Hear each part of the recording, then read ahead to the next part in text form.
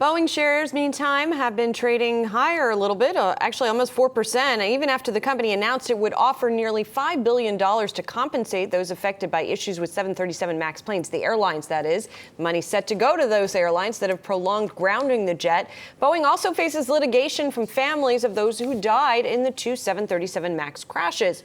Joining us from Washington, aviation attorney Mark Dombroff. Mark, thank you so much for joining us. I want to ask you about this because it seems that thus far this situation has been more persistent than perhaps those who have inside Boeing and then those who analyze Boeing would have anticipated. Do you think that this amount is going to be enough, or are they going to be forced to put aside more? Well, I'm sure, Julie, that there's been an extensive analysis within Boeing with respect to the customers that are being affected by way of not only aircraft that are grounded, but by way of sales. So I'd really have to defer to them. I think there was something of an expectation that the number would be in the $5 billion range as they announced. So I suspect that there's a good bit of analysis that goes behind that. In these kinds of situations, though, I do wonder if the situation's prolonged even further. For example, if the plane getting back in the air, it gets pushed back further and further, what is the potential liability to the company? Well, I think obviously time is the factor here that affects the groundings, which affects the ability of the airlines to operate pursuant to their schedules.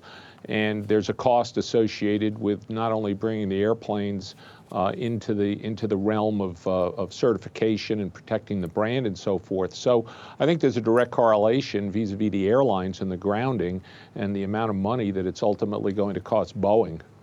I want to move on to something that you have written about, which is facial recognition software, which is getting a lot of attention in a lot of different arenas, has perhaps gotten less as a potential tool in airports to have people perhaps get through security more effectively and quickly.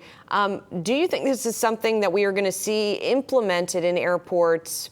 I don't know, in what period of time, I guess, in the short term, in the next 1 year, 5 years, 10 years? Yeah, first of all, I think we should see it implemented. And let's start out with the recognition, to sort of borrow that phrase, that since the events of 9/11, aviation and airplane travel, commercial airplane travel, has become even more and more stressful. It's stressful on the passenger, on the crew, on the ground personnel, everybody across the board. And we read almost every day about I'll call it the disruptive passenger situation. And I think I saw something just today where one of the British airlines is billing a disruptive passenger 105,000 euros. I think I read one the other day where a U.S. airline is billing a disruptive passenger, which delayed a flight, something in the order of $120,000.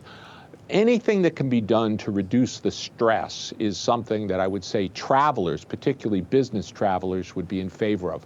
What we see now is TSA PreCheck, the government-sponsored program. There's an even faster alternative at many airports, and that's the CLEAR program, and that's a private company, CLEAR, that takes you through the check, the security lines even faster, and you give up not only your fingerprint information, but your iris, your eye information. So I think, quite frankly, it's just a logical step to move to the facial recognition issue. Now, I realize that there's an inherent tension between the privacy issues, and most of them are related to the more traditional law enforcement area and the facial recognition area. But I would predict, if I were to crystal ball this, I would say that within 5 years, we are going to have facial recognition as part of the airport security process. In order to expedite the program, people will be able to opt out of it.